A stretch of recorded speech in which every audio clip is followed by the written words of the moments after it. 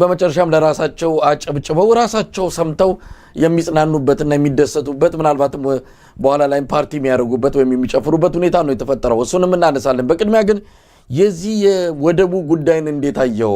ፊልድ ማርሻል ብርሃኑ ጁላ እንደዚሁም ሜጀር ጀነራል ብርሃኑ የተባሉ ሁለቱ ከፍተኛ የመከላከያ አዛዦች ከአባይ ከወደቡ አንፃር ከቀይ ባህር አንፃር ጠንካራ መልእክት ነው ያስተላለፉት። ሜጀር ጀነራል ብርሃኑም ተመሳሳይ መልእክት ማስተላለፋቸውን የሰማነውና እስቲ ገለታው በተወሰነ ደረጃ መግቢያ የሚሆን ነገር ካንተ እንስማና የፊልድ ማርሻል ብርሃኑ ጁላንም በድምጽ የታጀበ ንግግራቸው አለ፣ እሱን እናሰማለን። የዚህ የቀይ ባህር አጀንዳ ጉዳይ ቀይ ባህር የኛ ነው። አሁን እንግዲህ በተለይ የጠራ የመጣው ቀይ ባህር የኛ ነው። እንደውም አንድ ጀነራል ሲናገሩ ጀነራል ብርሃኑ የተባሉት ጀነራል ሲናገሩ ቀይ ባህር የኢትዮጵያ አንጡራ ሀብት ነው፣ አንጡራ ሀብታችን ነው የሚል ነገር ነው የሚናገሩት። በቀጥታ አንድን ወደብ አነጣጥረው በግልጽ የሚናገሩበት ሁኔታ አይታይም። እንዲሁ ያድበሰበሱ ቁጥር ሲጠሩ 2 ሚሊዮን ምናምን ሲሉ እንግዲህ እኛ የምናስበው ነገር አለ እንጂ ቀይ ባህር ነው የሚሉት። እንግዲህ ቀይ ባህር ሲባል እንግዲህ እንደምታውቀው ቁመቱ ወደ 2250 ኪሎ ሜትር ነው ይባላል። ስፋቱ እስከ 355 ኪሎ ሜትር ድረስ ይደርሳል። በረጅሙ በኩል ሲለካ ጥልቀቱ ከ500 ሜትር እስከ 3000 ሜትር ድረስ የሚደርስ ነው። ቀይ ባህር ሰፊ ነው። እንግዲህ ግብፅን፣ ሳውዲ አረቢያን፣ ጅቡቲን፣ ኤርትራን፣ የመንን፣ ሱዳንን ሁሉ እነዚህ ሁሉ የሚጋሩት እነዚህ ሀገሮች ኩታገጠም የሆኑበት ባህር ነው ቀይ ባህር። እና እንግዲህ ቀይ ባህር የኛ ነው የሚለው ንግግር ምን ማለት ነው? ለነዚህ ሀገራት ምን አይነት መልእክት ነው የሚያስተላልፈው ነው ትልቁ ነገር መሳይ። ከስንቱ ሊያጋጩን ነው እነዚህ ሰዎች? ወይኮ በትክክል አሰብ ነው የምንፈልገው ማለት አንድ ነገር ነው። አቅጣጫው ከኤርትራ ጋር ነው ግንኙነቱ ብቻ እንላለን። ቀይ ባህር የኛ ነው የሚለው ነገር አሁን በተለይ በወታደሩ አካባቢ ሲነሳ ወታደራዊ መኮንኖች ትዕዛዝ እንደተሰጣቸው የፖለቲካ ውሳኔው አልቆ የሚሊተሪ ሶሉሽን የሚባል ነገር አለ አይደለም? ሚሊተሪው እንግዲህ ይሄንን ጉዳይ ያዘው፣ እቅድ አውጣ፣ የጦር ስትራቴጂ አውጣና በወታደራዊ መፍትሄ ነው ማግኘት የሚቻለው። የፖለቲካ ሙከራ አድርገናል፣ ስለዚህ ወደ አንተ ክፍል ተመርቷል ተብሎ የደረሰው የሚመስል ነው ወታደሩ ንግግር ስናይ፣ የጀነራሎቹን ንግግር ስናይና ይሄ በአጠቃላይ የስርዓት መዛነፍም በሌላ በኩል ደግሞ የዚህ እንግዲህ ምንድነው ባክፋየሩ ከብዙ ሀገሮች ጋር ሊያጋጨን ነው ማለት ነው መሳይ። እንግዲህ ቀይ ባህርን ጋር ነው ፍላጎታችን የሚል መንግስት ሲነሳ፣ ወታደር ሲነሳ ግብፅም ኩታገጠምናት፣ ሱዳን ኩታገጠምናት፣ የመን ኩታገጠምናት፣ እንደምታውቀው ኤርትራ፣ ጅቡቲ ሁሉ ኩታገጠሞች ናቸው። ስለዚህ ብዙ ሀገሮችን እየቆሰቆሰ ያለበት ምዕራፍ ላይ ነው ያለው ማለት ነው እና አደገኛ የሆነ እንቅስቃሴ ነው። በአጠቃላይ ከሚሊቴሪው የማይጠበቅ ነገር በፓርላማ በፖለቲካ ውሳኔ አልቆ ደብዳቤ የደረሰው አይነት ንግግር ነው እየተናገሩ ያሉትና በዲፕሎማሲያችንን ከሁሉም በላይ ይሄ ነገር ወደ ጦርነት ገባ አልገባ የሚለው ለጊዜው ተወጣ አድርገ ነው፣ ግን ከፍተኛ የዲፕሎማሲ ኪሳራ ያስመዘግብና ያለ ነው መሰለኝ። እንደው ገለታው የህጉን ጉዳይ እንተው። እዚህ ላይ ማን ነው ትልቁ የስልጣን አካል የሆነው? ህዝብ ተወካዮች ምክር ቤት ነው ወይስ ጠቅላይ ሚኒስትሩ ነው? እንዲህ አይነት ነገር በህዝብ ተወካዮች ምክር ቤት ታምኖበት፣ ምክንያቱም ነገ ከነገ ወዲያ ጦርነት ሊታወጅ ነው። ጦርነት ሲታወጅ ደግሞ ጠቅላይ ሚኒስትሩ በራሱ ስልጣን ማወጅ አይችልም። ምክር ቤቱ ከዚህ አንፃር ስልጣኑ የምክር ቤቱ እንደሆነ ይታመናል። ምንም የሚያውቀው ነገር የለም። የፓርቲ ሰዎች ናቸው ምናልባት ከአብይና ከተወሰኑ ሰዎች በስተቀር ስለዚህ ጉዳይ መነሻውና መጨረሻውን የሚያውቅም የለም። እንደዚሁ እንደ ሌላው የኢትዮጵያ ማህበረሰብ ነው እየሰሙ ያሉት። እንደኛው ነው ሌሎች የምክር ቤት አባላትም፣ ሌላው ቀርቶ የብልጽግና ከፍተኛ የስራ አስፈጻሚ ኮሚቴ አባላትም በልኩ በስልጣናቸው ልክ የሚያውቁት መረጃ እንደሌለ ነው የምንረዳው። አብይና ምናልባት የሚያማክራቸው ካለም እንግዲህ ከዙሪያው ካሉት ሰዎች እነማንም መርጦ ይነግራቸዋል። የምናውቀው ነገር የለም። ለማንኛውም እሱን ወደ ጎን እንተው። የኢትዮጵያ ነገር የህግ ጉዳይ ካከተመለት ቆይቷል። ህግና ህግ፣ አብይና አብይ ብቻ ናቸው። ሂዱና በአውሮፕላን ተሳፍራችሁ ሳውዲ ነው የት ነው ሄዳችሁ በጀት ገንዘቡ ከየት እንደሚመጣ ጠይቁ ብሎ እኮ በድፍረት የተናገረ ነው። ይሄ ገንዘብ ከየት መጣ ብሎ ጥያቄ ላቀረበለት የምክር ቤት አባል። ለማንኛውም በዚህ ጉዳይ ላይ ኢትዮጵያውያንም አብይ አህመድ ለህግ በላይነት ይገዛል ወይም ደግሞ ከአብይ በላይ ህግ አለ ብሎ አያምንም። ህግ ከአብይ አህመድ እግር ስር ነው ያለችው። ስለዚህ እሱን ብዙም የሚጠብቅ የለም። ለማንኛውም ብርሃኑ ጁላ በ118ኛው የኢትዮጵያ ጦር ሰራዊት ዓመታዊ በዓል ላይ ተገኝተው የተናገሩትን እንስማ። ባጭሩ ይሄንን ነው ፊልድ ማርሻሉ የተናገሩት። አንደኛ ሰላም፣ ሁለተኛ ልማት፣ ሶስተኛ የባህር በር። ኢትዮጵያ መዘጋት አይገባትም። ህዝባችን አሁን 130 ሚሊዮን ነው። በሚቀጥሉት 5 ዓመታት 200 ሚሊዮን ይሆናል። እንዴት በ2 ሚሊዮን ማህበረሰብ ጥቅም የ200 ሚሊዮን ህዝብ ጥቅም ይዘጋል? ፌር አይደለም፣ ፌር አይደለም። ዓለም አቀፍ ህግ አይደለም፣ ሎጂክም አይደለም። በጣም አሳፋሪ ነው። 30 ዓመት ተኝተናል። አሁን ነቅተናል። ጥያቄያችንን እንቀጥላለን። ሰላምም ልማትም ባህር በርም እናሳካለን። ባህር በር ላይ እንድንወጣ ያደረጉን ጠላቶች ለ60 ዓመት ለ70 ዓመት የሰሩ ጠላቶች አሁንም ስራቸውን ቀጥለዋል። ከባህር በር እንድንወጣ ያደረጉን እነሱ ናቸው። እኛ ተሳስተን ተባብረን ሊሆን ይችላል። የኛ ልጆች ተሳስተው ትብብር አድርገው የባህር በር ጥቅም ያልገባቸው በወጣትነታችን ተቀስቅሰን አምነን እኩልነት መስሎን ትብብር አድርገን ሊሆን ይችላል። ዋነኛው የአጀንዳ ባለቤት ኢትዮጵያን የባህር በር የማሳጣት አጀንዳ ባለቤት ግን ታሪካዊ ጠላት ነው። አሁንም ቀጥሎበታል። መከላከያ ሰራዊታችን እናጠናክራለን፣ ልማታችን እናፋጥናለን፣ ባህር በር እናገኛለን። ገለታው እንግዲህ ፊልድ ማርሻሉ ይህንን ነው የተናገሩት። ምናልባት በሀሳባቸው መስማማት አላስመስማማት ሌላ ጉዳይ ነው። በመርህ ደረጃ የተናገሩትን ነገር በአብዛኛው ኢትዮጵያውያን የሚቀበሉት ነው። ኢትዮጵያ ያለ ባህር በር መቅረት የለባትም። ባህር በሩን ያጣነው በኢፍታዊ በሆነ መንገድ ነው። እነዚህ ነገሮች ለጊዜው ይቆዩ። እሱ በራሱ የራሱ መልስ ያለው ጉዳይ ነው። ነገር ግን አሁን ይሄ ሆኗል። ኤርትራ ራሷን የቻለች ሀገር፣ ወደቡም ባህር በሩም የኤርትራ ጋር ወሰን ተከልሎ በዓለም አቀፍ ሕግ ውስጥ የሚገኝ ነው። ይህንን በኃይል መመለስ ምን ማለት ነው የሚለው ላይ ነው እንግዲህ ጥያቄው እየመጣለው። ብልጽግና መመለስም ያቃተው ይህን ነገር በኃይል አስመልሳለሁ፣ ይህን ነገር በጉልበት ሄደን ባለፈው ተሳስተናል፣ አሁን ይሄ መታረም አለበት ተብሎ ነው ወይስ በምን መልኩ ነው ኢትዮጵያ ባህር በር ሊኖራት የሚችለው? ኤርትራን በመውረድ ሊመጣ የሚችል የባህር በር ጥያቄ መልስ አለ ወይ የሚለውን ነገር ምናልባት ከብልጽግና ጋር ጫፍና ጫፍ በሆነ አቋም ላይ ብዙዎቻችን ልንሆን እንደምንችል እገምታለሁ። ለማንኛውም እንዴት አየኸው? በባሌም ብለን በቦሌም ብለን ባህር በር እናገኛለን ነው። በባሌም በቦሌም ማለት ሌላ ምንም መገለጫ የለውም። ጉልበት ነው፣ ኃይል ነው፣ ወረራ ነው። እንዴት አየኸው ገለታው? በመጀመሪያ መቼም ይሄ እንደዚህ አንድን ሀገር የሚመራ ሰው ወደብን የሚያክል ትልቅ ነገር በባሌም በቦሌም ይዘነው እንመጣለን ማለት በራሱ ምን ያህል አደገኛ ሰዎች እጅ ላይ እቺ ምድር እንደወደቀች የሚያሳይ ነው መሳይ። እንደዚህ አይነት ፕሮጀክቶች በጣም ትልቅ ፕሮጀክት፣ ትላልቅ እቅድ ይጠይቃል። ትላልቅ የዲፕሎማሲ ስራ ይጠይቃል። ትላልቅ ሪሶርስ ይጠይቃል እንጂ በባሌም በቦሌም የሚመጣ አይደለም የባህር በር ያው መሳይ። እና ንግግሩ ራሱ ምን ያህል የቀለለ ነገር አድርገው እንደያዙት የሚያሳይ ነው። እና እኔ በጣም አዝናለሁ። እንግዲህ አንድ ነገር መማር አለብን ኢትዮጵያውያን መሳይ።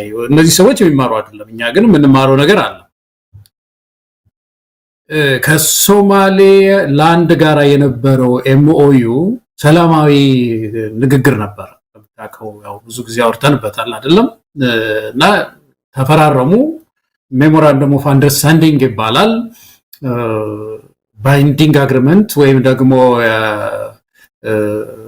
ምንድነው ውለታ ነገር አይደለም። ገና መግቢያ ለውለታ ለዋና ውለታ መግቢያ የሆነ ስምምነት ነው። እና ይሄ ስምምነት በፈረምን ጊዜ ጸጥታው ምክር ቤት ሳይቀር 2 ጊዜ ነው ስብሰባ የተቀመጠው መሳይ አይደለም? 2 ጊዜ።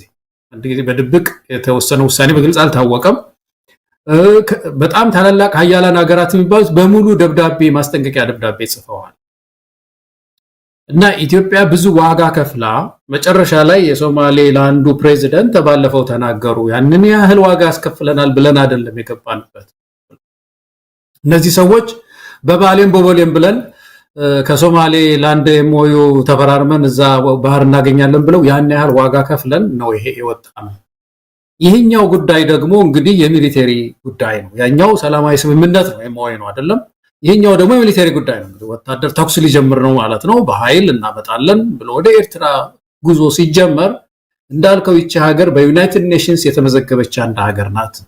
በአፍሪካን ዩኒየን ውስጥ የተመዘገበች አንድ ሀገር ናት። ኢትዮጵያ ራሷ ከዚህ በፊት ተወደደ ተጠላ እውቅና የሰጠች አንድ ሀገር ናት እና የሰው ሀገር ሉዓላዊ ሀገርን ደፍሮ ጦርነት ብንጀምር ምንድነው የዓለም ግብረ መልስ ነው? እንግዲህ ከሶማሌላንድ ጋር የነበረው ያን ያህል ዋጋ ካስከፈለን የቀላል ሂሳብ አይደለም። በጦርነት የምናደርገው ሙከራ ሀገራችንን ምን ያህል ዋጋ ያስከፍላል እኮ ነው ትልቁ።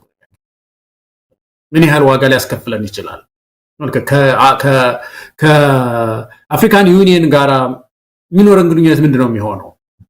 የአፍሪካን ዩኒየን ከዚህ በፊት ሶማሌላንድ ጋር ሁኔታውን የተስማማችሁትን ስምምነት ካላነሳችሁና የሶማሌን ሉዓላዊነት ካላከበራችሁ የአፍሪካን ዩኒየን መቀመጫውን ሊያነሳ ይችላል። እስከዛ ድረስ የደረሰ ስብሰባ አድርገዋል። በዚህ በሶማሌላንድ የመወሩ የሰው ድንበር ጥሰን ሄደን ደግሞ ጦርነት ብንከፍት ምን ዋጋ ሊያስከፍለን ይችላል? በአፍሪካን ዩኒየን ዘንድ ጸጥታው ምክር ቤት ምንድነው የሚያደርገው? የተወረሩ ሀገሮች ለምሳሌ እኮ እኛ ኤርትራን እንጂ እኮ ፊልድ ማርሻሉ የሚሉት እኮ እንግዲህ 2 ሚሊዮን ሲሉ እንግዲህ 2 ሚሊዮን ማን ነው? ጅቡቲም እንደዛው ቁጥር ነው ያላት፣ ሶማሌላንድም እንደዛው ቁጥር ነው ያላትና እንግዲህ የቀይ ባህር አካባቢ ያሉ ሀገሮች የትኛው እንደሆነ አንዱ ቢጠቃ አንተ በቁጥር አነስተኛ ነህ ተብሎ ቢጠቃ ምን ከፍለው ዋጋ በጸጥታው ምክር ቤት ከፍተኛ ነው የሚሆነው። እነዚህ ከዚህ በፊት ደብዳቤ የጻፉብን ሀገሮች በሙሉ በከፍተኛ ሁኔታ ኢትዮጵያ ላይ ታቅቦ ሊያደርጉ ይችላሉ። ከዛም ባሻገር ይሄ የቀይ ባህር ሙቭመንት የዚህ የአፍሪካ የቀይ ባህር ፎረም የሚባል ሀገር አለ። የቀይ ባህር ፎረም እነ ሳውዲ አረቢያ እነ ግብጽ ያሉበት ማለት ነው። የአረብ ሊግ አለ እና በተናጠል ከሀገሮች ጋር ደግሞ ከባድ ችግር ውስጥ ልንገባ ነው ማለት ነውና ምን ከፍለው ዋጋ አያሌ ስለሚሆን የኢትዮጵያን ብሔራዊ ጥቅም ስለሚጎዳ እንደዚህ አይነቱ አካሄድ ኢትዮጵያን በሙሉ እኛንን ቀድመን ይሄንን እንቅስቃሴ መቃወም ያለብን። የባህር በር ጥያቄ የሚፈታው በኔጎሺዬሽን ነው መሳይ። ዓለም እንዳደረገው በኔጎሺዬሽን በመስማማት በመነጋገር ነው የሚፈታው ወደፊት። ገለታው ሌላው የመከላከያ ሰራዊት ከፍተኛ አመራር ሜጀር ጀነራል ብርሃኑ ጥላሁን የ6ኛ እዝ በጦር ላይ ክፍለ ጦር በሌላ ማዕረግተኛ ማሰልጠኛ ትምህርት ቤት የሰለጠኑ ወታደሮችን በሚመርቁበት ሰዓት የተናገሩትን ነው። ቀይ ባህር የኢትዮጵያ አንጡራ ሀብታችን መሆኑን አውቃችሁ የሀገራችንን ወደብ ባለቤትነት ልታሳኩ የተዘጋጃችሁ የአባት አያቶቻችሁን ጀግንነትና ወኔ መድገም ይገባችኋል። ይቺ ቀን እንድትመጣና ለዛሬ ቀን እንድንደርስ ያደረጉ የኢትዮጵያ የቁርጥ ቀን ጀግኖች የአባቶቻችሁን ታሪክና ጀግንነት ማስቀጠል ይኖርባችኋል ብለዋል። እንግዲህ ይሄ ቀላል ተልእኮ መመሪያ አይደለም። ይሄ መመሪያ ነው እየሰጡ ያሉት። እኚህ የጦር አዛዥ ናቸው ለተመረቁት መኮንኖች ተልእኮ ወይም ደግሞ የስምሪት የዓላማ ጥሪና መመሪያ እየሰጡ ይገኛሉ። ገለታው ምን ማለት ነው? እንግዲህ እንደ ዓለም አቀፉ ማህበረሰብን በተመለከተ ቀደም ሲል ያነሳዋል የአፍሪካ ህብረት፣ የመንግስታቱ ድርጅት ኢጋድን ጨምሮ ሌሎች አካላት ከነሱ ምን ሊመጣብን ይችላል የሚል ነው። ይሄን እስካሁን አልፈተሹም ወይ? አብይ አህመድ ወደዚህ አይነት ምንድነው የጦርነት ቅስቀሳና ምንድነው የጦርነት ነጋሪት ጉሰማ ውስጥ ሲገቡ ምን ጣጣ ሊያመጣ እንደሚችል ወይስ እኛ ሳናቅ ከነዚህ ተቋማት ጋር የጨረሱት ነገር አለ? ይሄ በራሱ ጠብጫሪነት ነው። ይሄ ራሱ የአካባቢውን ትኩሳት የሚያግል ነው። ቀጠናውን ወደ ለየለት ጦርነት ሊያስገባ እንደሚችል የሚታወቅ ነው። ለምንስ ዝም አሉ? ይሄ አይነት ምንድነው ትርክትና እንዲህ አይነቱ ቅስቀሳ ተገቢ አይደለም፣ ጨብጫሪነት መቆም አለበት ብለው እስካሁን ስለምን መግለጫ ወይም ደግሞ አቋም አልያዙም? ለምን ዝምታ መረጡ? እና አብይ አህመድ በዚህ ርቀት ሲሄዱት በመንግስታቱ ድርጅትም ሆነ በዓለም አቀፍ ተቋማት በዚህ በኩል ብንሄድ የሚያመጣብን ጣጣ የለም ብለው ተማምነው ነው የገቡበት? ምንድነው? ስለዚህ ምን ማለት ይቻላል? መሳይ ይሄ ጉዳይ በጣም አይ ቲንክ ብዙ ሰው የሚረዳው ይመስለኛል። ከዚህ ከሁለተኛው ዓለም ጦርነት በኋላ እንደምታውቀው የዓለም ጉዳይ ተቀይሮ ቴሪቶሪያል ኢንቴግሪቲ የሚባለው ወይም ደግሞ የሀገሮች ክብረ ወሰን በዩናይትድ ኔሽንስ ውስጥ ትልቅ ቦታ ነው ያለው። በቃ ዓለም ትፈርሳለች አለበለዚያ ስለዚህ የሀገሮች የተመዘገቡ ሀገሮች በሙሉ ሉዓላዊነታቸው ተከብሮ ነው የሚኖር። ተመልከት አሁን ሶማሌላንድ እንኳን ይሄን ያህል 5 ነው 6 ምርጫ ነው ያደረገችው። በምስራቅ አፍሪካ ውስጥ የተሻለ ዲሞክራሲ አየች እየተባለች ያለች ሀገርን እንኳን እውቅና ደብዳቤ ለመስጠት በጣም ችግር ላይ ነው ያለው ዓለም በጣም ተቸግሯል። ምክንያቱም አንድ ጊዜ እንደዚህ አይነት ምንድነው በር ከከፈትን የዓለም የሀገሮች የድንበር ጉዳይ ሊፈርስ ይችላል ብለው ስለሚሰጉ ነውና የሀገር ዳር ድንበር ጉዳይ በጣም የተከበረበት ዘመን ላይ ነው ያለነው። አሁን በዚህ ወቅት የሰው ድንበር እጥሳለሁ የሚል ሀገር ሲነሳ ዓለም በሙሉ ተነስቶ ነው የሚደበድበው። በሚችለው ነው የሚደበድበው በሚችለው ሁሉ ነው የሚደበድበው እና ይሄንን ቀላል ነገር አስቦ ማይገባ ሰው እኔ በጣም በእነዚህ ሰዎች እጅ ላይ መውደቃችን ያሳዝነኛል። የሶማሌላንዱስ ፊርማ እኮ ቀድሞ ገና ስምምነት ሲያደርግ ለምንድነው ብዙ ሰዎች የጮሁት መሳያው? እዚህ አንተም ብዙ ጊዜ አይደለም የዘገብከው አንዴ በተለያየ መንገድ ነው የቀረበው። ለምንድን ነበር ያ ሁሉ ነገር የመጣው? ከአሁኗ ዓለም ጋር የማይሄድ ነው። ብዙ ያስመታናል፣ ዋጋ ያስከፍለናል፣ ንግዳችንን ያበላሽብናል፣ ዓለም አቀፍ ግንኙነታችንን ያበላሽብናል። እንደዚህ አይደለም መሆን ያለበት። መጀመሪያ ሶማሌ ጣጣዋን ትጨርስ ከሶማሌላንድ ከሶማሌ ጋር ጣጣዋን ትጨርስ ይደረሳል። ከዛ በኋላ በምንሄድበት መንገድ ሄደን ልናስተካክለው እንችላለን የሚል ነገር ነበርና ይኸው እንደዛ የማይሆን ነው። ይሄ ቀላል ሂሳብ ነበር። አሁን ያ ሶማሌላንድ ጋራ በፈራረም ዓለም ምን ሊል ይችላል የሚለውን ማሰብ አንድ መንግስት የተለያዩ ዴስኮች የውጭ ጉዳይ ሚኒስቴር ያለው ዲፕሎማቶች የቀጠረ መንግስት ይሄን ማሰብ ቀላል ነገር ነበርና እዛው ተዘፍቆ ብዙ ዋጋ ከፍለናልና አሁን ይሄኛውም ለሁለት ነገር የተጠቀሙበት ያለው የዚህ ቀይ ባህሩን ጉዳይ በአንድ በኩል ሆኖለት እንደው ግርግር ፈጥሮ ተኩስ ከከፈተ እና እንደው አሰብን ለተወሰነ ቀንም ይዣለው ካለ አንድ እንደው እንደ እብደት የታየ ነገር ነው። ትልቅ ዋጋ ማን አገኘው ማለት ነው። ከወደኩበት እነሳለሁ ባህር ስላመጣው የሚል ነው። በሌላ በኩል ግን የውስጥ ጉዳዮች እንዳይነሱ የውስጥ አጀንዳዎችን ለመደበቅ ነው። ሁላችን በዚህ ላይ ግብረ መልስ ስንሰጥ መጨቃጨቂያ ስናደርገው ቀይ ባህርን የውስጥ ጉዳይ ሰራተኛ ደሞዝ ጉዳይ፣ የሐኪሙ ጥያቄ፣ ያስተማሪው ጥያቄ ገበያ ላይ እንዳይውል ንግግር ላይ እንዳይሆን ወግ እንዳይሆን በእነሱ ቋንቋ ወግ አድርገነው እንዳናነሳው ለማድረግ ነውና በሁለቱም አቅጣጫ መንቃት ያለብን ይመስለኛል። ገለታው ምናልባት የአብይ አህመድ አገዛዝ ምንም እንኳን የዚህ የጦርነት ጉሰማውና በኃይል አሰብንም ወደ ኢትዮጵያ ቀይ ባህርን ወደ ኢትዮጵያ መልሳለሁ የሚለው እንዳለ ሆኖ በአብዛኛው በእርግጥ በዚህ መልኩ የሚገለጽ ነው የአብይ አህመድ አገዛዝ ያካሄደ ያለው አጠቃላይ ቅስቀሳ። ነገር ግን በተወሰነ መልኩ አንዳንድ የፖለቲካ አመራሮች ደግሞ በዲፕሎማሲ ነው ከነሳማል አንዱ አምባሳደር ሬድዋን አምባሳደር ዲና ሙፍቲ ነው ለአንድ በሀገር ውስጥ ለሚተላለፍ ሚዲያ እንደተናገረው ከሆነ እኛ ወይ በሽምግልና አሊያም በዲፕሎማሲ ነው በባህር በር ባለቤት ለመሆን ያቀር ነው የሚል ነገር ደግሞ በጣም የተለሳለሰ አቋም ይዛል። አንዳንዴ አልፎ አልፎ አብይ አህመድም በዲፕሎማሲና በሰላም ነው ይላል። ግን በጣም በሰፊው እየተራገበና ከበሮ እየተደለቀ ያለው ግን የኃይል እርምጃው ነው። የቱ ጋር ነው ብልጽግና ያለው? የባህር በርን በሰላምና በዲፕሎማሲ ወይስ በኃይል በጉልበት በማናለብኝነት ነው ለማምጣት ያሰበው? የቱን አቋሙን እንያዘው? ሁለቱንም እያደናገረን ያለው ያው የአብይ አህመድ አገዛዝ የሚታወቀውም ኮንፊውዝ ኤንድ ኮንቪንስ በሚለው ነው። በማደናገር ነው አብዛኛዎቹን ፖሊሲዎችን ተፈጻሚ ለማድረግ የሚንቀሳቀሰው። ይሄ ደግሞ ታይቶም ተሰምቶም የሚታወቅ አይደለም። ቅንነት የሌለው እውነተኝነት የሌለው ከፖለቲካ በጣም በተፋታ መልኩ ማደናገርን እንደ አንድ ስትራቴጂ እየተከተለ ያለው የብልጽግና አገዛዝ አገሪቱን ለእንደዚህ አይነት ምስቅልቅል ገጽታ ዳርጓታል። ለማንኛውም የትኛው ነው በትክክል የአብይ አህመድ አገዛዝ አቋም? በኃይል ነው ወይስ በዲፕሎማሲ? ይህንን መለየት እንችላለን? እንደ መንግስትማ እንደምናየው አሁን አጠቃላይ ሙቭን እንቅስቃሴውን ስናይ አብይ አህመድ የሰላም መንገድ ያዋጣል ብሎ እንዳላመነ የሚያሳይ ብዙ መንገድ ነው ያለው። አሁን በተለይ ጉዳዩ ወታደሩ ጋር መድረሱ አሁን እነዚህ ጀነራል ብርሃኑ የሚናገሩት አንጡራ ሀብታችን ነው። አብይ አህመድም ከዚህ በፊት ሲናገር አቅርበዋል መሳይ ምንድን ነበረ ስለ ቀይ ባህር ሲናገር የነበረው? ስንለማመጥ ነበር፣ ብዙ ጊዜ ተለማምጠናል ምናምን ይላል እና እንደ ተራ ወሬም ነው ለነገሩ የሚናገረው። ግን ከመለማመጥ ቀጥሎ ምንድን ነው ያለው ማለት ነው? ያው እንግዲህ ዱላ ነው የሚሆነው ማለት ነው። ስለዚህ ወደ እንትን ያዘነበለ ነው። ግን አምባሳደር ዲና ሙፍቲ ያሉት መንገድ ቢሆን ይሻል ነበር የሚያዋጣው ለኢትዮጵያ የሚሻለው ነገር ለወደፊቱም ቢሆን የኢትዮጵያ ጉዳይ የሚፈታው የዚህ ባህር ጉዳይ የሚፈታው መሳይ በድርድር ነው በንግግር ነው። እነዚህ ሶስት ሀገሮች በተለይ ኤርትራ፣ ጅቡቲ እና ኢትዮጵያ የጥሩ በጣም ጠንካራ እኮ ኔቪ ገንብተው ወይም ደግሞ ባህር ኃይል ገንብተው እኮ ጥሩ እንቅስቃሴ ቢያደርጉ እኮ ዓለም እየቀጠራቸው እየከፈላቸው እና አሜሪካ መምጣታቸው ቀርቶ እና ፈረንሳይ መምጣታቸው ቀርቶ እዛ ጅቡቲ አካባቢ ጥሩ ድጋፍም እያገኙ እኮ ማንም የማይነካው እኮ ኃይል መገንባት ይችላሉ። ይሄ ግን በንግግር እኮ ነው የሚፈጠረው። በዛቻ አይደለም እኮ መጥቼ ያድ ቀማሃለሁኝ አንጡራ ሀብቴ ነው በማለት አይደለም።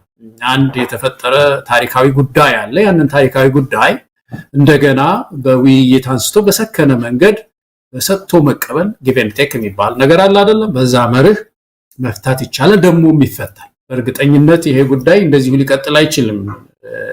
በተለይ ሶስቱ ሀገሮች ተነጋግረው ሊፈቱት የሚችሉት ነገር ነውና ወደ ሰላሙ የሚያዘንብል አይደለም። በአጠቃላይ አሁን ያለው እንቅስቃሴ በተለይ ወታደሩ እየዘፈነ ያለው ዘፈን እነዚህና ፕሮፌሰር አልኩኝ ፊልድ ማርሻል ብርሃኑ ጁላ የሚናገሩት ንግግር እኮ በቃ የጦርነት የመጀመሪያው ደረጃ እኮ አልቋል እኮ ማለት ዱብ እያሉ ዝግጅት እያደረጉ እንደሆነ የሚያሳይ ነው። ኢትዮጵያን በኃይል ልንቃወም ነው የሚገባው መሳይ በኃይል የኢትዮጵያን ብሔራዊ ጥቅም የሚያስጠብቅ ሰው ማለት በዚህ ሰዓት ይሄንን ጦርነት የሚከላከል አቁም። ኢትዮጵያ ከወንድሞቻችን ከኤርትራውያን ጋር ውጊያ አንገባም ከነሱ ጋር ከሆነ የታሰበው እንዳልተባለው እኮ በግልጽ ደግሞ ይሄ ቦታ የኛ ነው እኮ የተባለ ነገር የለም። ቀይ ባህር ነው የተባለው ረጅም ነው። ያንኑ ነው ያሰቡ እንዋጋለን የሚሉትና አይ ቲንክ እንግዲህ መሳይ ነቅተን ይሄንን የጦርነት ደመና በተለይ መመከት ፋኖ መደገፍ ያለብን ነው ይመስለኛል። ገለታው የእውነት ጦርነቱ ሊካሄድ ይችላል ወይ? በሁለቱ ሀገራት መሃል ጦርነት ይፈነዳል ወደ ለየለት የእርስ በርስ ወይም ደግሞ አጠቃላይ ቀጠናዊ ችግር ሊፈጥር በሚችል መልኩ ሁለቱ ሀገራት ጦርነት ውስጥ ይገባሉ የሚለውን አሁን የተለያዩ ዓለም አቀፍ ሚዲያዎችም ትኩረት ሰጥተው እየዘገቡት ይገኛሉ።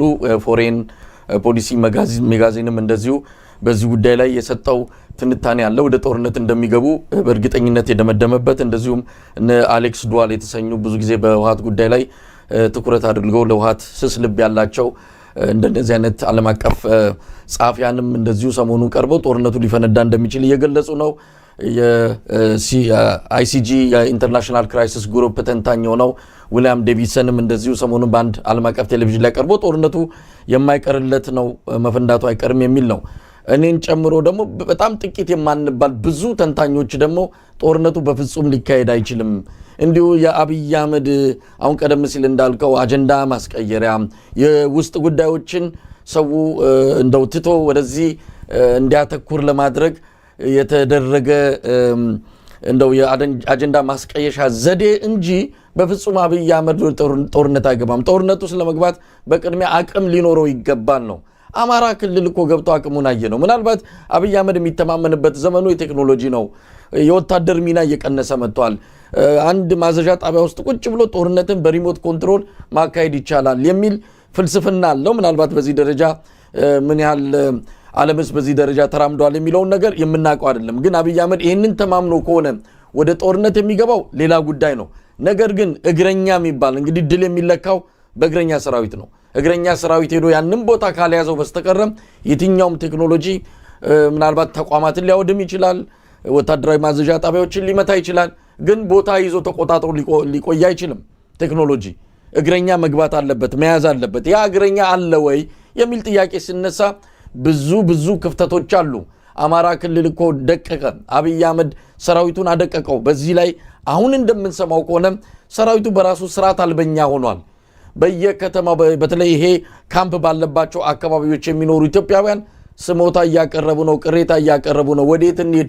ሰራዊቱ እየገባ ከተሞች ውስጥ እየዘረፈን እየገደለን ነው የሚል ስሞታ ከተለያዩ አካባቢዎች እየመጡ ነው። ስርዓት አልበኛ ሆኗል። ሰሞኑን በጋምቤላ የተያዙት 2 ወታደሮች መከላከያ፣ በሞያሌ አካባቢ እንደዚሁ ሌሎች 3 ወታደሮች ዝርፊያ ውስጥ ገብተው ተይዘዋል። ዝርፊያ ውስጥ ገብተዋል። ምንም የሚቆጣጠራቸው የለም። በተለይ ካምፕ ባለባቸው ከተሞች አካባቢ ነዋሪው ከፍተኛ ምሬት ውስጥ ገብቷል። እንዲህ አይነት ሰራዊት ይዘነው ከኤርትራ ጋር ጦርነት የምትገጥመው አማራ ክልል መሳሪያውን እየሸጠ ሰራዊቱ እየጠፋ ነው። ፋኖን እየተቀላቀለ ነው። ባገኘው አጋጣሚ ወደ ቤተሰቡ እየሄደ ነው። የእዝ ሰንሰለቱ እየላላ ነው። አብይ አህመድ በዚህ በጣም በከፍተኛ ድንጋጤ ውስጥ ሆኖ አዛዦቹን ጠርቶ የተናገራቸውን ሰሞኑን አቅርበነዋል። ስለዚህ እኔ አንድም አብይ አህመድ ወደ ጦርነት አይገባም፣ እንዲሁ ዝም ብሎ ፉከራ ሽለላ ነው፣ ይሄ የኑሮ ውድነቱን ህዝቡ እየተሰማ ያለውን ብሶት ወደ አደባባይ ወጥቶ እንዳይገልጸው በዚህ አይነት ማዘናጊያና ማደናገሪያ አጀንዳዎች ለመጥመድ ካልሆነ በስተቀረ እንደው ደፍሮም ወደ ጦርነት ይገባል የሚል አቋም የለኝም። ይህንን የሚጋሩ ሰዎች ብዙ ናቸው። ምናልባት ገለታው እዚህ ላይ የምትለው ነገር ካለ። እኔ መሳይ አንድ ጊዜ በጣም የደነገጥኩት በዚህ በዓለም አቀፍ ግንኙነታችን ውስጥ ሬድዋን ሁሴን ነው ታስታውሰው እንደሆነ ስለዚህ ስለ ሶማሌላንዱ ኤምኦዩ ሲናገር እውቅና ትሰጣላችሁ ወይ ተብሎ ሲጠየቅ እውቅና የምንሰጠው አለ እኛ የእውቅና ደብዳቤ ይዘን ዋናት ሶማሌላንድ ደግሞ ወደቡን ሰጣን እዛ ቦታ ላይ እኛ ደብዳቤውን እንሰጣለን እሷ ወደቡን ትሰጣናለች ሲል በጣም ደነገጥኩ መሰለኝ። ይሄ በጣም በጣም በጣም አሳሳቢ የሆነ ማን እንዴት አይነት ሐሳብ ነው? እንዴት እንደዚህ ያስባል አንድ ስልጣን ላይ ያለ ሰው? ደብዳቤ ሰጥቼ ከዛ ወደብ ተቀብዬ የሚለው ነገር ራሱ ስዋፑ ይሄ ምንድነው ሰጥቶ መቀበሉ ስታየው በእንደዚህ አይነት ሂሳብ ሰው የሚመሩ ሰዎች ናቸው። ኢዲ አሚን ብዙ ጊዜ የተነሳው ኢዲ አሚን አንድ ጊዜ ሰብስቦ ወታደሮችን ሰበሰበና ወደ ታንዛኒያ ልንዘምት ነው አላ ውስጡ እኮ ተበርብሯል። ያን ጊዜ እኮ እሱ የለም ከፍተኛ የሆነ ህዝባዊ ንቅናቄ ነበር በኡጋንዳ ውስጥና እየተቦረቦረ ሄዶ ቀፎ ሆኗል። እሱ ያን ምንም አይታየውም እና ታንዛኒያ ሄጄ ረብሻለሁ አለ። ታው ቢሉት እምቢ አለ። አዘዘ ወታደር እና ፍጻሜው የሆነው በጎረቤት ወታደር ነው። እንደምታውቀው የታንዛኒያ ወታደር ገፍቶ መጥቶ ሄዶ እስከ ካምፓላ ድረስ ሄደው አባረውት ወደ አረብ ሀገር ሄዶ ተጠልሎ ዘውን የሞተው ኢዲያሚን እንግዲህ እንደሚታወቀው ታሪኩ። እና አንዳንድ ሰዎች እንደዚህ ስልጣን ላይ ሆነው ይሰክሩና በተለይ አብይ አህመድም ደግሞ ያለው አሁን በኋላ የምናነሳው ይሄ የሚመጡት ሰዎች ተሳስተሃል የለ ከዚህ ተማር የሚባል ነገር የለ በለው በቃ አንተን የሚያክል ሰው የለም ጥሩ ነው ወደ ላይ እየበረርክ ነው ከላይ ነው የምታየው የሚባል ነገር ነው የሚነገረውና እንደዚህ አይነት ሰው ነገ ምቱልኝ አይንም ብዬን ያላስብም። እና አሁን ዋናው ነገር ምንድነው መለየት ያለበት በዚህ ጦርነት የወደብ ባለቤት መሆን አለመሆን የሚባለው ነገር እሱ መታሰብ የለበትም። ጨርሶ ግን የጦርነት ቁስቆሳ ሊኖር ይችላል ወይ ነው የጦርነት ቁስቆሳዎች ሊኖሩ ይችላሉ ወይ የተወሰኑ ውጊያዎች ሊነሱ ይችላሉ ወይ እንግዲህ ባየርም በምንም ጥቃቶች ሊከፈቱ ይችላሉ ወይ ነው። እና ለዛ አሁን ብዙ ተንታኞች የሚሉት ለዛ የበሰሉ ምክንያቶች አሉ። እነሱ የሚያዩዋቸው ሲምፕተምስ የሚሏቸው ምልክቶች አሉ አይደለም። እንግዲህ አንድ ሰው በበሽታ ተያዘ ሲባል የሚያሳየው የዛ በሽታ ምልክት አለና እነዛ ምልክቶች አይተው ነው ሐኪሞች በሽታ ይሄ ነው የሚባለውና የጦርነት ምልክቶች በስተዋል ነው ፈክተዋል ነው። ጉዳዩ ሚሊተሪው ጋር ደርሷል። ሚሊተሪው ሃንድል አድርጎታል። የጦር ስትራቴጂ ያወጣ ነው ያለው። ምረቃ ላይ ደግሞ ዛሬም ያው ተዘጋጁ ልንሄድ ነው እየተባለ ነው ያለው። ቀይ ባህር የኛ ነው እየተባለ ነው ያለው። ስለዚህ እነዚህን አይተው እነዚህ ዓለም አቀፍ ተንታኞች ውጊያ ሊኖር ይችላል የሚለው ነገር እውነታቸው ነው። እና ኢትዮጵያን መጠበቅ ያለብን ቁስቆሳዎች ሊኖሩ ይችላሉ፣ ተኩሶች ሊነሱ ይችላሉ፣ ጥቃቶች ሊነሱ ይችላሉ። እና የዛ ግብረ መልስ ሁኔታውን ምስራቅ አፍሪካን እንዳያበላሸው ይሄ ሰው ድንገትም ጥሎ ሊጠፋ ይችላል። ከዛ በኋላ ኢትዮጵያውያን ሃይ ማለት መመከት በዚህ ታሪካዊ ጊዜ ያለብን ነው ይመስለኝ። እንግለታው እንግዲህ እንዳልከው ነው ሁኔታው መከታተሉ ጥሩ ነው። በኤርትራ በኩል እስካሁን ለነዚህ ሁሉ የአብይ አህመድ ጀነራሎች ለሚያቀርቧቸው የተለያዩ መግለጫዎችና ዛቻዎች እንደዚህ በተደራጀ ሁኔታ መልስ እየሰማን አይደለንም። አንድ ጊዜ የማስታወቂያ ሚኒስትሩ አቶ የማነ ገብረ መስቀል የሰጡት ምላሽ ነው በየቦታው እንደ ኤርትራ አቋም መግለጫ ተደርጎ እየተወሰደ ያለው። እንግዲህ በአብይ አህመድ አገዛዝ በኩል እየታየ ያለው ግልጽ የሆነ ወረራ ትርክቱ በራሱ አደገኛ ትርክት ነው። እንዲህ አይነት አቋም ይዞ መምጣት የቀጠናውን አጠቃላይ ሁኔታ የሚያደፈርስ ነው። ከእንደዚህ እንዲቆጠቡና ትኩረታቸውን በሀገር ውስጥ እንዲያደርጉ ነው። የሀገር ውስጥ ችግሮቻቸውን ወደ ውጪ ለማውጣት የሚጠቀሙበት አጀንዳ ነው በሚልም የማጣጣልና ነገሩን ትክክለኛ ወይ ደግሞ ሲሪየስ ይሆን በደንብ ጠንክሮ የሚመጣ ጉዳይ እንዳልሆነ አቃለው የሚገልጹበትም ሁኔታ አለ። ለማንኛውም ሂደቱ በጣም ብዙዎችን እያሰጋ ያለበት ሁኔታ በተለይ በቅርቡ የአብይ አህመድ ወታደራዊ ማነው የደህንነት አማካሪ ወይም ደግሞ የደህንነት ቢሮ ኃላፊው ሬድዋን ሁሴንና የምስራቅ አፍሪካ አማካሪው ጌታቸው ረዳ ከዚሁ ከአሰብ በቅርብ ሆኑ ኪሎ ሜትሮች ርቀት ተገኝተናል ብሎ ዛ ፎቶግራፍ ተነስተው ያንን ያደረጉበት ምክንያት ለምን እንደሆነ በግልጽ የሚታወቅ ነው። ጉዳዩን አልተውነውም፣ ወደ እርምጃ እየገባን ነው የሚል መልእክት እንዲያስተላልፍም ተፈልጎ እንደሆነ ይታመናል። ለማንኛውም ሁኔታዎችን ከተለያዩ ነገሮች አንፃር የሚመለከቱ የፖለቲካ ተንታኞች፣ ወታደራዊ ባለሙያዎች የሚሉትን እያቀረብን አጀንዳ ማስቀየስም የኢትዮጵያን ሕዝብ በዚህ ጉዳይ ላይ ወጥሮ ለመያዝም ከሆነ ይህንን በደንብ ለይቶ አብይ አህመድ መጫወቻ ሜዳ እንዳያገኝ ማድረግ የሚገባ ይመስለኛል። ከዚህ አንፃር ሌሎች መድረኮች የምናመቻቸውናል። ገለታ ወደ ሌላኛው ርዕሰ ጉዳይ እንግባ። እንግዲህ የብልጽግና ባለስልጣናት ሰሞኑን በስተዋል። ቴሌቪዥን ላይ በየቀኑ ነው የምናያቸው። በመቶ ቀናት ግምገማ አየናቸው። ኮይሻ ላይ ሄደው እዛም ያው የሚኒስትሮች አንዳንድ ጉዳዮች ላይ ሲነጋገሩ ሰማናቸው። በሶፍ ዑመር ሄደው እንደዚሁ የሶፍ ዑመር ወግ በሚልም ሲነጋገሩ አየናቸው። ደቡብ ክልልም ሄደው በየቦታው ነው። ሰሞኑን አብይ አህመድ ብቻውን እየተንቀሳቀሰ አይደለም፣ አጃቢ ይዞ ነው። አንድ ሚኒስትር አይቀር ይዟቸው ይሄዳል። የሆነ መድረክ ይከፈታል፣ ሁሉም ማይክ ይይዛል። ከዛ አብይ አህመድ ወይ በ4 ኪሎ የምትኖር አንተ እያለ እኮ እቻ ሀገር መቼም ብልጽግና ብቻ ነው የምታየው፣ አንተን የሰጠን አምላክ ምን ይሳነዋል ማለት እስኪቀራቸው ድረስ። እውነት ለመናገር አንድ ጊዜ ኢህአዲግ አድርባይነት ሊበላኝ ሊውጠኝ ደረሰ ብሎ ራሱን ገምግሞ ነበር። ታስታውሳለህ? ባህር ዳር ላይ አድርባይነት በጣም ሊጨርሰን ደርሷል። ትልቁ ስጋት አድርባይነት ነው፣ ውስጣዊ የፓርቲ አድርባይነት ከፍተኛ አደጋ ነው ብሎ ራሱን ገምግሞ ነበረ። ምናልባት አድርባይነት በብዙ እጥፍ ያየነው አሁን ነው። እያንዳንዱ ሚኒስትር አድርባይነትን በልኩ እውነት ለመናገር ከዚህ የበለጠ ሊገልጻቸው የሚችልም ነገር የለም። አብይ አህመድን ለማመስገን አብይ አህመድ አንተ የተለየነህ፣ እሱም ደስ ይሏል። የንጉስነት ስሜት ነው ውስጡ ያለው። እናቴ 7ኛ ንጉስ ትሆናለች ብሎ ካለ ጀምሮ ራሱን የሚያየው ዙፋን ላይ የተቀመጠ አክሊሉን የደፋ ካባውን ደርቦ እንደ ንጉስ የሚንጎራደር ሰው አድርጎ ነው ራሱን የሚያየው። መስማት የሚፈልገው ሙገሳ ብቻ ነው። ከዚህ አንጻር አሁንም እነዚህ ሚኒስትሮቹ የሚያደርጉለትን የሚያሽጎደጉዱለትን እየሰማ እንደው በዚህ እየረካ ደስ እያለው ሞቅታ እየተሰማው ያለ ሰው ይመስለኛል። ከዚህ አንጻር ሚኒስትሮችም የሚችሉትን ያህል አብይ ሊያስደስተው ይችላል ያሉትን በሙሉ እየተናገሩ ይገኛሉ። ከነሱ መሃል አንዱ የኢኖቬሽን እና ቴክኖሎጂ ሚኒስትር በለጠ ሞላ የሚባለው ሰው ነው። ምናልባትም ዞን አይቻል አቅም አብይ ባይኖር ኖሮም ይመስላል አነጋገሩ። እንደው ባጭሩ የተናገረው ብዙ ነገር ተናግሯል። እሱ እናነሳለን። እዚህ ላይ የተናገረውን ግን